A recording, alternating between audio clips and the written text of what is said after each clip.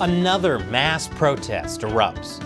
This time it's China's elderly, and it could spell disaster for the Chinese Communist Party.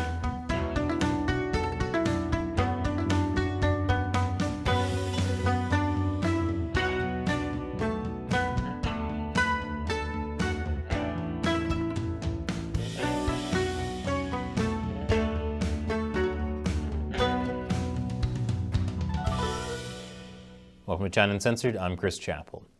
China has a major problem on its hands. Okay, I probably need to be more specific.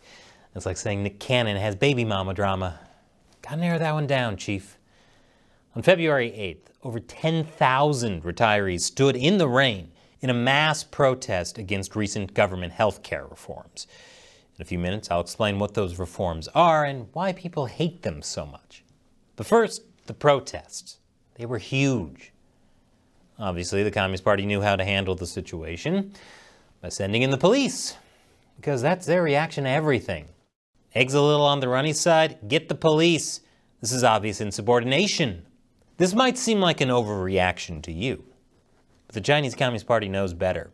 I mean, have you seen China's elderly? I'm pretty sure Master Roshi gets training advice from them. Not exactly people I'd want to get on the wrong side of.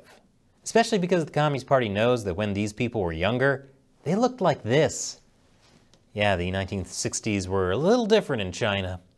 Many of today's elderly were yesterday's Red Guards, perfectly willing to resort to extreme acts of violence against class enemies.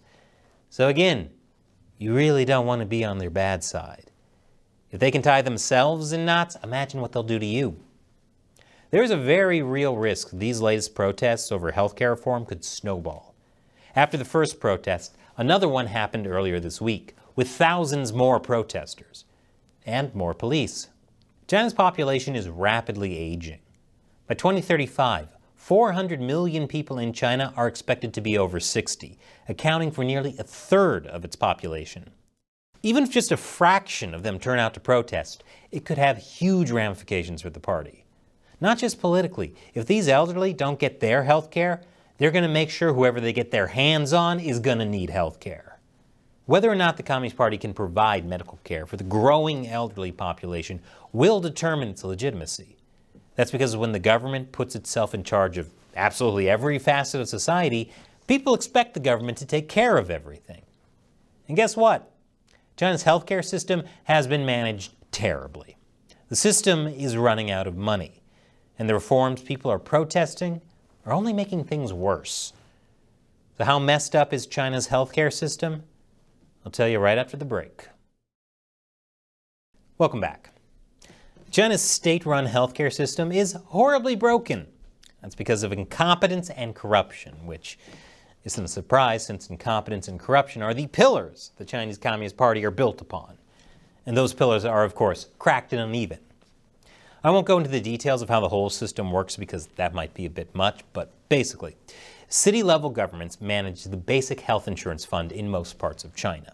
Some are managed by county-level governments, but the main thing to know is this.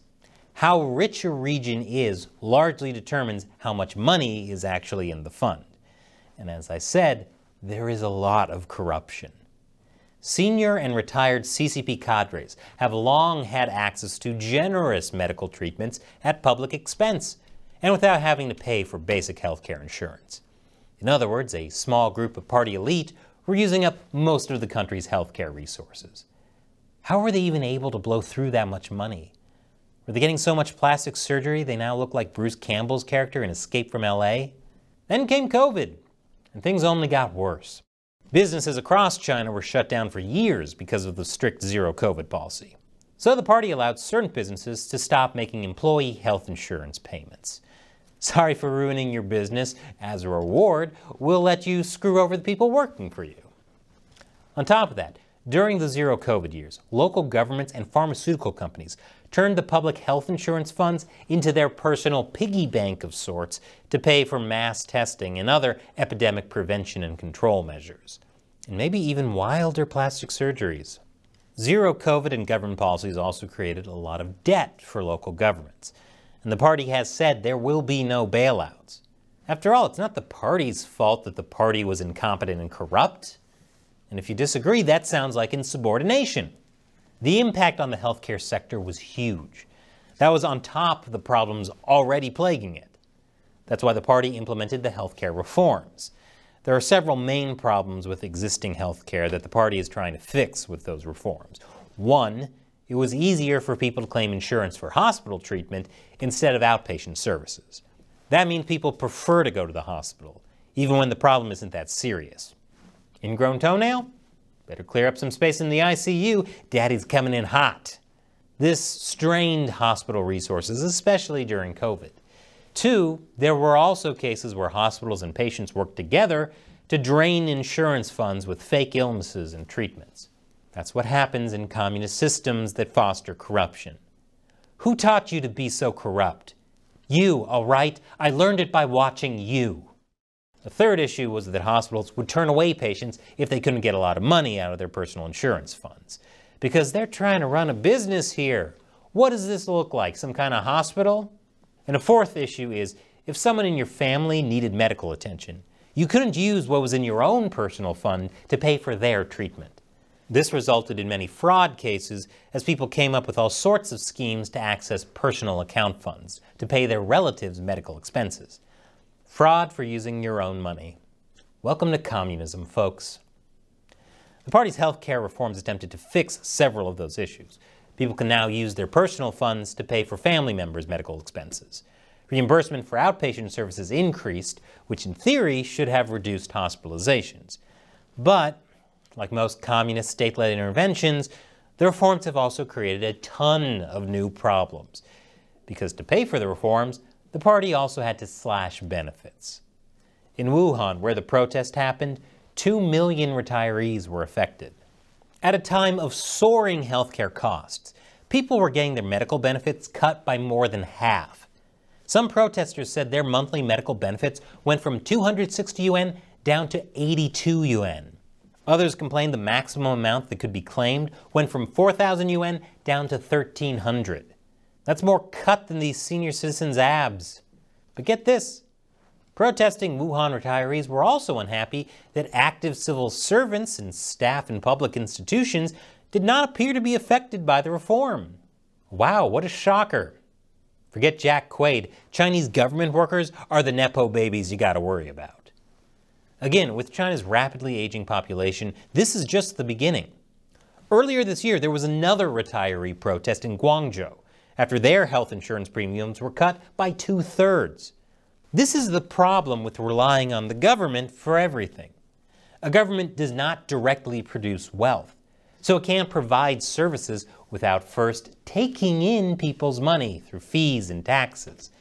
So while the Communist Party promises to solve all of China's problems, it often just ends up creating more.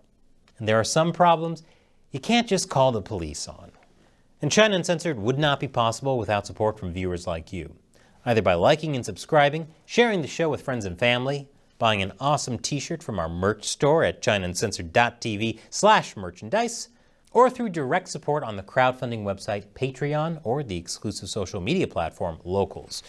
Those are the fans I call the China Uncensored 50 Cent Army, who join us in the fight against the Chinese Communist Party, and as a thank you to them, I respond to their questions on the show.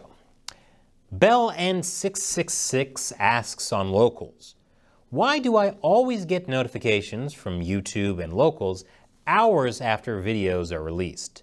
Usually after I've watched them. Conspiracy?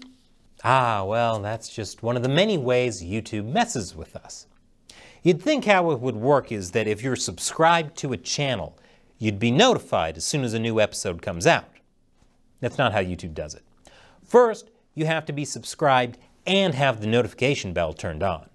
Then YouTube's algorithm works its behind-the-scenes magic to decide whether or not being subscribed with notifications turned on means you really want to be notified of a new episode. Sometimes it can take hours or even days. Of course, if for some reason an episode isn't getting a lot of views, like maybe because people don't know when we've posted a new episode, the algorithm will decide the episode is probably not something people are interested in and won't recommend it. That's how China Uncensored can have almost 2 million subscribers, but most episodes never get close to that in views. That's why Locals is nice. It will actually notify you as soon as an episode gets posted. The only downside is I have to manually post it on Locals, which I usually don't have the time to get to until a few hours after we usually publish on YouTube. So that's on me. I'll try to be speedier about it, but usually when an episode comes out, I'm busy recording the next episode. So thanks for your patience and your support, BellN666. And thank you for watching. If you want to be part of our exclusive social media platform and help us stand up to the Chinese Communist Party, for a small monthly contribution, you can join us on Locals. That's ChinaUncensored.locals.com. Once again, I'm Chris Chappell. See you next time.